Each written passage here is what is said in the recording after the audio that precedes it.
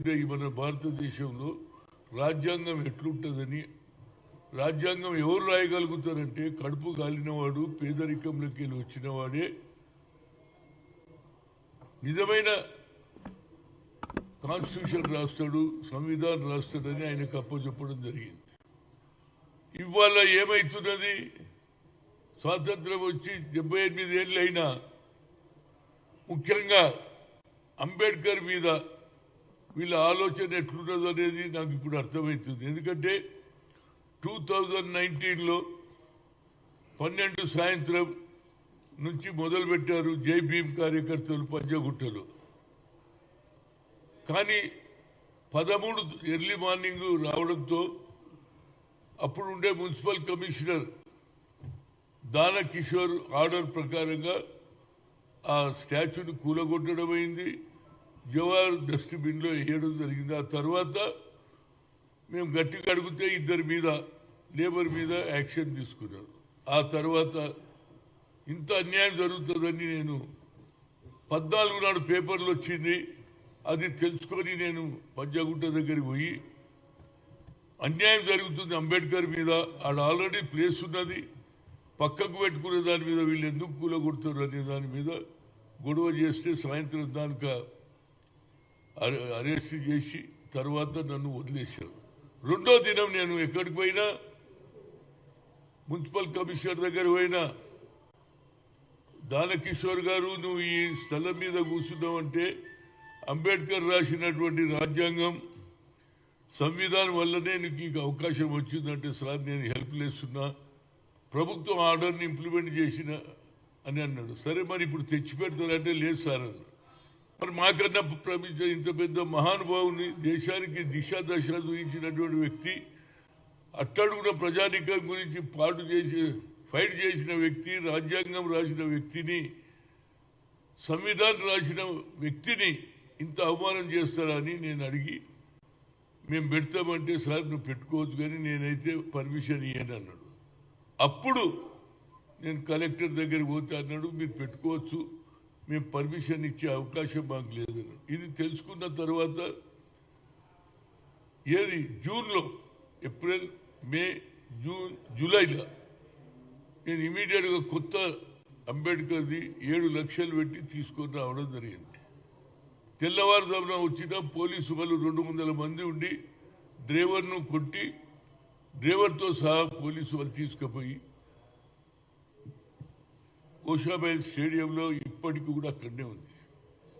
ఆ తర్వాత నేను కంటిన్యూగా నా మీద కేసు 18 మీద పెడితే మేమందరం పోతున్నాం, బెయిల్ మీద వచ్చినాం.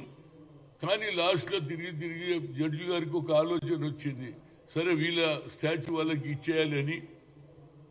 ఎవరికి? పంజాగుట్ట ఇన్స్పెక్టర్కు పర్మిషన్ ఇచ్చిండ్రు. ఇక నేను పెట్టుకుందామని అన్నప్పుడు కేటీఆర్ దగ్గరికి పోయినా, అయ్యా మరి ఇది ఉంటుందంటే ఆయన అన్నాడు మీరే పెట్టుకోవచ్చు కానీ నా 125 అడుగులు నెక్లెస్ రోడ్లో పెట్టినాక పెట్టుకుంటే నిజమే అనుకున్నా. ఆ తర్వాత వాళ్ళ పార్టీలో ఉన్న వ్యక్తి మళ్ళీ ఒక స్టాచ్యూ అడబెట్టారు. అప్పటి నుంచి ఇప్పటి వరకు 5 ఏళ్ళే. రేపు ఏది 2025లో ఏప్రిల్ 14th వస్తే కరెక్ట్గా 5 ఏళ్ళు అవుతుందండి. 5 years. ఇంత అన్యాయం ఎక్కడ లేదు. నేను దీని మీద 7 నుంచి 8 సార్లు రౌండ్ టేబుల్ కాన్ఫరెన్స్ పెట్టాను, కానీ ఎవరు కూడా ఇప్పటి వరకు మాట్లాడేది నాకు అర్థం కాదు. ఎందుకు? అంబేద్కర్ ఏం పాపం చేసిండు? అంతటితో కాలే ఇటు బీఆర్ఎస్ ఏమో 125 అడుగులు వెళ్తారు, పేదవాళ్ళు తెచ్చుకున్నటువంటి చిన్న స్టాచ్యూ ఉడతా భక్తితో దేవుడిని పెట్టుకుంటే దాన్ని కూడా కూలగొట్టిన ఘనత ఇది బీఆర్ఎస్కే ఉన్నది. ఆ తర్వాత నేను ఇప్పుడు అడుగుతున్నా, ఇవాళ పార్లమెంట్లో ఏమైందండి? ఈ దేశ home minister Amit Shah floor of the హౌస్లో రాజ్యసభలో ఆయన మాట్లాడిన తీరేందండి? అంబేద్కర్ అంబేద్కర్ అంబేద్కర్ అంబేద్కర్ అంబేద్కర్ అంబేద్కర్ 6 సార్లని ఇదొక ఏది ఫ్యాషన్ అయిపోయింది అన్నాడు. అని అంతటితో ఆగలే. అరే దీని బదులు మీరు దేవుణ్ణన్నా ఆలోచన చేసి ఆయన పూజ చేస్తే మీరు హెవెన్లో పోతారని చెప్పిండు. అంటే మా అందరికీ దేవుడు ఆయననేరా బాబు. మా దేవుణ్ణి మీరు అవమానం చేస్తున్నారు ఎట్లా? అందులో హోమ్ మినిస్టర్ నేను అంబర్పేట్ పోలీస్ స్టేషన్లో కంప్లైంట్ చేసినా ఇప్పటిదాకా ఎఫ్ఐఆర్ పెట్టారు, ఖాళీ కేసు రిజిస్టర్ చేస్తారు. అదే పేదవాడు వేరే వాడికి అంబేద్కర్ గురించి మాట్లాడితే ఇమ్మీడియట్గా ఎస్సీ ఎస్టీ కేసు పెడతారా లేదా? ఇవన్నీతో పాటు ఇవాళ ఇమ్రాన్ ప్రతాప్ గిరి గారు రాజ్యసభ మెంబరు చాలా చక్కగా నిన్న ఓల్డ్ సిటీలో కులి కుతుబ్ షా గ్రౌండ్లో చాలా బాగా మాట్లాడిండండి. I want to congratulate him. ఆయన ఇక్కడనే కాదు రాష్ట్ర మొత్తంలో ఏ విధంగానైతే రాహుల్ గాంధీ కన్యాకుమారి నుంచి కశ్మీర్ తిరిగిండో ఆయన కూడా ప్రతి రాష్ట్రంలో బహిరంగ సభలు పెట్టి అంబేద్కర్కు జరిగిన అవమానాన్ని ప్రజలకు చెప్తాన్నాడు. రాజ్యాంగం రాసినటువంటి అందుగురించి ఇక నాకు కూడా ఆలోచన వచ్చేసింది ఓల్డ్ సిటీలో పెట్టాలని. నేను ఎంతో ట్రై చేసినా వాళ్ళు సరిగ్గా కోఆపరేట్ చేస్తలేరు. ఇక నేను ఫైనల్గా నాకు ఒక ఆలోచన వచ్చింది, ఎన్ని రోజులు అంబేద్కర్కి అవమానం జరుగుతుందని. నేను కూడా ఒక ఆలోచన వచ్చిన అంబర్పేటలోనే, ఎందుకంటే నేను ఆల్రెడీ మహాత్మా జ్యోతిరావు పూలే స్టాచ్యూ పెట్టే ఆయన గురువు, చదువుకుంటేనే భవిష్యత్తు అని 18th సెంచరీలో చదువుకుంటేనే మీ భవిష్యత్తు అని సావిత్రిబాయి పూలేతో భార్యతో కూడా స్కూల్ పెట్టించి చదువుకుంటేనే మీ భవిష్యత్తు అన్న వ్యక్తి. అందుగురించి నా ఉద్దేశంలో నేను ఇక అంబర్పేటలోనే పెడతాను. ఇక ఎవరిని అడిగేది లేదు, అవసరం లేదు. ఎందుకంటే నేను తకాచిపోయినా 5 ఏళ్ల నుంచి మన సర్కారు వచ్చింది. సరే వాళ్ళు పెట్టడానికి రెడీగా ఉన్నారు, కానీ వాళ్ళు అక్కడ ఏది ఓల్డ్ సిటీలో కోఆపరేషన్ దొరకలేదు. కాబట్టి నేను ఆల్రెడీ ఏదైతే మహాత్మా జ్యోతిరావు పూలే గురువుది పెట్టిండో అదే ప్లేస్లో శిష్యుని కూడా పెడతా. ఏది వచ్చే 14th ఏప్రిల్కు పెడతాను. నేను నిజంగా కూడా ఇమ్రాన్ ప్రతాప్ గిరికి నేను కంగ్రాచులేషన్ చేస్తున్నా. That is the commitment. Ambedkar ఇవాళ రాహుల్ గాంధీ గారు ఏదైతే కన్యాకుమారి నుంచి కశ్మీర్ నడిచి జిత్నా హిస్సేదారి భాగీదారి అన్నాడు, 50% సీలింగ్ ఎత్తేస్తాడు, ఎక్స్రే అన్నాడు.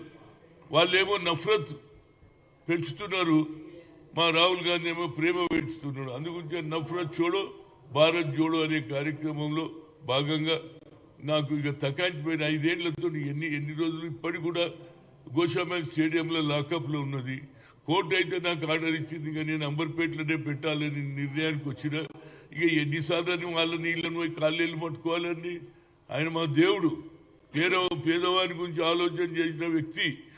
ఆయనకి ఇంత అవమానం, అందులో దేశానికి హోమ్ మినిస్టర్ మాట్లాడతాడండి. ఇప్పటికి కూడా క్లారిఫికేషన్ ఇస్తలేడు. నేను అట్లా లేదు ఇట్లా మిస్. అరే ఫ్లోర్ ఆఫ్ ది హౌస్ లో చెప్పినావే, బయట కాదు రాజ్యసభలో చెప్పినావా లేదా? దానికి ఇవాళ ఇమ్రాన్ ప్రతాప్ గిరి గారు మంచి కార్యక్రమం తీసుకున్నారు. ఆయన దేశంలో ఎక్కడ తిరిగినా నేను కూడా పోతాను. అదేవిధంగా నేను ట్రై చేస్తున్నా, ఎందుకంటే ఒక కమిట్మెంట్ తోటి తిరుగుతున్నటువంటి వ్యక్తి ఇమ్రాన్ ప్రతాప్ గిరి గారు తప్పనిసరిగా ఏదైతే 14th ఏప్రిల్కు అంబేద్కర్ స్టాచ్యూ పెట్టిన రోజు ఆయనను పిలవాలని అనుకుంటున్నాను. ఎందుకంటే ఇవాళ బడుగు బలైన వర్గాల కంటే ఇవాళ ఒక ముస్లిం నాయకుడు ఇవాళ నేను దేశం మొత్తం తిరుగుతా అన్నాడు. ఇదే అగర్ మహారాష్ట్రలో జరిగితే అగ్గి పెరిగిపోతుండే. ఇదేమిటండి నాకు నువ్వు 125 అడుగులు నువ్వు పెడతావు, పేదవాడు పెట్టుకున్నటువంటి జేబీఎం కార్యకర్త కూలగొడతావా కేసీఆర్? అదేవిధంగా అటు కేంద్రంలో ఏది బీజేపీ కానీ వాళ్ళంతా వీర్ సవార్కర్ ఆలోచన. ఎంతసేపుడు నిన్నటి వరకు పండిట్ జవహర్లాల్ నెహ్రూను ఇందిరాగాంధీని అవమానం చేయడం, ఇప్పుడు అంబేద్కర్ను కూడా అవమానం చేస్తున్నారు. దీని మీద ప్రజలు మేల్కొనవాలని చెప్తున్నా. నేను తప్పనిసరిగా ఆడ పెట్టి తీర్తా. అదేవిధంగా నేను I will invite Imran Pratap గిరిని కూడా పిలిచి ఆ రోజు రావడానికి చేస్తే, ఎందుకంటే ఇంతమంది ఉన్నారా బీసీ ఎస్సీ నాయకులు. అరే ఏంది ఇది? మనకు తొవ్వ చూయించాడు, మనకు ఒక ఏది ఫ్యూచర్ చూయించిన వ్యక్తికి ఇంత అన్యాయం జరుగుతుంటే అటు బీఆర్ఎస్ ఇటు బీజేపీ ఎవడు మాట్లాడాడో ఎంతసేపటికి ఏది రైతులకు రుణమాఫీ ఇయ్యలే. అరే మరి ఇదెందుకు మాట్లాడారా బీజేపీ వాళ్ళు? ఎందుకు మాట్లాడారు? ఎందుకంటే మా ఎవరు అమిత్ షా పెద్ద నాయకుడా? అంబేద్కర్కు అవమానం చేసాడు. ఎంత పెద్ద మాట, 6 సార్లని ఇదో ఫ్యాషన్ అయిందంటాడు. అదేవిధంగా దేవుణ్ణి కూడా మీరు స్వర్గం వస్తుందని చెప్పిండంట. ఎంత లోపల కక్ష ఉన్నదో ఆర్ఎస్ఎస్ బీజేపీది ఇప్పుడు అర్థమవుతుంది. దీని మీద తప్పనిసరిగా రాహుల్ గాంధీ గారు ఏ విధంగానైతే కన్యాకుమారి నుంచి కశ్మీర్ తిరిగి కులగన్న జరగాలన్నాడో దాంతోపాటు అంబేద్కర్ ఇష్యూని కూడా యావత్ భారతదేశంలో నలుమూలల ఆయన తిరిగితే నేను కూడా పోతాను. ఆ రోజు నేను ఇన్వైట్ చేస్తున్నా ఆయన. ఎందుకంటే స్టాచ్యూ రెడీ ఉన్నది అంబర్పేట చౌరస్తాలో. నిన్ననే నేను చూసినా అక్కడే పెట్టేస్తే అటు శిష్యుడు అటు గురువు. అలీకేఫ్ దగ్గర ఏదైతే చౌరస్తా మీద మహాత్మా జ్యోతిరావు బుక్ పట్టుకొని రాజ్యాంగం చదువుకోవాలి అన్నాడో అదేవిధంగా ఆయన శిష్యుడు అయినటువంటి అంబేద్కర్ స్టాచ్యూ అక్కడే పెడతారు. ఈయనఫ్ అయిపోయిందండి. ఏంది అది అసలు? ఏంది ఇంత పెద్ద నాయకునికి అవమానం అవుతుంటే మనం ఎందుకు మాట్లాడొద్దు అంటున్నా. తిరగనియద్దు. వాళ్ళు ఒక్కసారి ఎంతసేపటికి రేవంత్ రెడ్డి అది ఇయ్యలే ఇది ఇయ్యలేదు, మరి దీని మీద ఎందుకు మాట్లాడారా బాబు? బీజేపీ లేదు, ఇంతమంది ఎంపీలు ఉన్నారు, ఎందుకు మాట్లాడారు? ఎంతసేపటి మీరు ఇస్తలేరు, మోసం చేశారు. అరే దేశానికి ఏది కాన్స్టిట్యూషన్ రాసినటువంటి సంవిధానం రాసిన వ్యక్తికే ఇంత అవమానం జరిగితే మీ నోరు మూతపడ్డదా అని అడుగుతున్నా. ఎందుకు మాట్లాడారు? ఇవాళ కేసు రిజిస్టర్ ఎందుకు చేయరు? ఎందుకంటే ఆయన హోమ్ మినిస్టర్ అట. అరే హోమ్ మినిస్టర్కి ఒక న్యాయం. అంబేద్కర్ ఏమన్నాడు? కోటీశ్వరికి ఒకే ఓటు, రిక్షా దొక్కే వారికి ఒకే ఓటు అన్నాడు. కనుక అందరికీ సమానంగా ఉండాలి. ఇప్పటిదాకా కేసు పెట్టే కనుక అదే అంబర్పేట పోలీస్ స్టేషన్ చౌరస్తల్ని అంబేద్కర్ స్టాచ్యూ పెట్టి తీరుతా వచ్చే తరం వారికి తెలియాలి అంబేద్కర్ ఏంది అని. ఇవాళ రేపు ఏమైంది? ఫ్యాషన్ అయిపోయింది. అంబేద్కర్ని తిట్టవచ్చు, ఇక లేకుంటే దేశానికి నెహ్రూని తిట్టవచ్చు, మహాత్మా గాంధీని తిట్టవచ్చు. వీళ్ళందరికీ ఏంటంటే ఆర్ఎస్ఎస్ వాళ్ళకు ఒక కక్ష ఉన్నది. ఈ దేశంలో ఏది సెపరేట్ చేసి రెచ్చగొట్టి దీన్ని హిందూ దేశం చేయడానికి వాళ్ళ ప్రయత్నం ఉంది. అది జరగదు. ఈ భారతదేశం ఉన్నంత కాలం హిందూ, ముస్లిం, సిక్, ఇసాయి అందరికీ ఈక్వల్ రైట్ ఇచ్చిండు అన్నాడు అంబేద్కర్. రాజ్యాంగం రాశాడు. కనుక ఆ రాజ్యాంగాన్ని కాపాడుకునే బాధ్యత ప్రతి పౌరుడు ఉంది, ప్రతి స్టూడెంట్ ఉంది, ప్రతి ఖవాతీన్ ఉన్నది, మహిళలది ఉన్నది అని చెప్తూ తప్పనిసరిగా. ఎందుకంటే నేను ఎప్పుడు కూడా ఎక్కడ అన్యాయం జరిగితే అక్కడ పోతా. హాజీపూర్లో 3 అమ్మాయిల మీద రేపు చేస్తే పోయినా లేదా? 7 సార్లు పోయినా వారికి సజా ఇప్పించిన శ్రీనివాస్ రెడ్డి. అదేవిధంగా ఏది మన కేటీఆర్ జిల్లా అయినటువంటి సిరిసిల్లలో ఎస్సీలను అట్రాసిటీ చేస్తే అక్కడికి పోయినా. అదేవిధంగా రైతులకు సంఖ్యలు వేస్తే అన్నం పెట్టే రైతుకి వేస్తే అక్కడ పోయి ఒక్కొక్కరికి ₹1,00,000 ఇచ్చి వచ్చిన. ఇది నా క్యారెక్టర్. పదవులు ఉన్నా లేకపోయినా ప్రజలు ఎక్కడ ఇబ్బంది పడితే హనుమంతరావు అక్కడ పోతాడు. ఎందుకంటే అది నాకు సాటిస్ఫాక్షన్. పేదవారి గురించి ఏదైనా చేస్తే మంచి నిధులు వస్తుంది, ఏది హెల్త్ కూడా బాగుంటుంది అనేది నా ఉద్దేశం. మా ఎవరు వేణుగోపాల్ గారు రేపు ఎల్లుండి వస్తున్నాడు. నేను ఇది కూడా మాట్లాడతా. అదేవిధంగా ఏది ఉప్పల్ స్టేడియంలో రాజీవ్ గాంధీ స్టాచ్యూ పెట్టడానికి నేను ఎంతో పేరు పెట్టిపించిన కొట్లాడి, అదేవిధంగా స్టాచ్యూ లేదంటే ఏది హైదరాబాద్ క్రికెట్ అసోసియేషన్ వాళ్ళతో రెజల్యూషన్ తీపించి ఆ రెజల్యూషన్ కూడా పంపించిన. దీనికి రేపు తప్పనిసరిగా వేణుగోపాల్ గారు కూడా ప్రియాంకను వస్తే అది ఒక గుర్తింపు ఉంటుంది. ఎందుకంటే ఇవాళ రేపు క్రికెట్ అందరికీ క్రేజీ అయింది. అలాంటి ప్లేస్లో స్టాచ్యూ అయినది ఉంటే వచ్చే తరం వారు ఉంటారు. అదేవిధంగా అంబేద్కర్కు ఇంత అవమానం జరుగుతుంది కాబట్టి ఈ అవమానాన్ని ఖండిస్తాం. ఆయన మీద కేసు పెట్టే వరకు మా పోరాటం కొనసాగుతుంది. తప్పనిసరిగా 14th ఏప్రిల్కు అంబర్పేట చౌరస్తాలో ఏది బాబాసాహెబ్ అంబేద్కర్ అక్కడ ఆయన గురువు అయినటువంటి మహాత్మా జ్యోతిరావు ఫులే శిష్యుని ఇక్కడ పెడతారు. ఇది ఒక యూనిక్ అవుతుంది. ఎందుకంటే దేశానికి ఆ రోజుల్లో స్వాతంత్రం రానప్పుడు చదువుకుంటేనే భవిష్యత్ అని ఆలోచన చేస్తే బాబాసాహెబ్ అంబేద్కర్ చదువుకొని బ్యారిస్టర్ ఈ దేశానికి రాజ్యాంగం చేస్తే ఇవాళ దేశానికి హోమ్ మినిస్టర్ అయినటువంటి అమిత్ షా ఇంత పెద్ద అవమానమా? ఒక్కడు మాట్లాడలేము. ఇంకా మీదికెళ్ళి ఆయన నేను అట్లట్లేదు ఇట్లట్లేదు అంటుడు. మరి ఇలా మీ ఎంపీల నోరెందుకు మూతపడ్డదో అని అడుగుతున్నా. మూతపడ్డదా లేదా? మీరు ఎందుకు మీరు మాట్లాడితే అప్పుడు నిజంగా రే ఇది న్యాయమంతు కేవలం రేవంత్ రెడ్డి మీదనే అది జరగలేదు. ఏది రైతు బంధు ఇవ్వలేదు, ఇవే మాట్లాడుతాం. ఇదెందుకు మాట్లాడారా బాబు? అంబేద్కర్ వల్ల ఇవాళ రాజ్యాంగం నడుస్తుంది, పేదవాడు కూడా అవకాశం వస్తుంది. రాహుల్ గాంధీ కూడా జితనా హిస్సేదారి భాగీదారి అన్నాడు. దాంతోపాటు ఇమ్రాన్ ప్రతాప్ గిరి గారు కూడా దేశ మొత్తంలో తిరుగుతున్నాడు. నాకు కూడా ఎక్కడన్నా ఛాన్స్ వచ్చినా నేను ఆ స్టేట్లో కూడా తిరుగుతా. కానీ ఆయన నేను ఇన్వైట్ చేస్తున్నా, ఆయన వస్తే బాగుంటుంది. దాంతోపాటు రేవంత్ రెడ్డి గారు కూడా వస్తారు. ఇది చేస్తే హిస్టరీలో పేరు ఉండిపోతుంది. అంబేద్కర్ జరిగిన అవమానం వచ్చే తరం వారు ఎవరు కూడా అరే హనుమంతన్న మంచి పని చేసిండు, అంబేద్కర్ గురించి కొట్లాడిండు, అదేవిధంగా రేవంత్ రెడ్డి కూడా కొట్లాడిండు అనే పేరు రావాలనేది నా ఉద్దేశం. Thank you to everybody.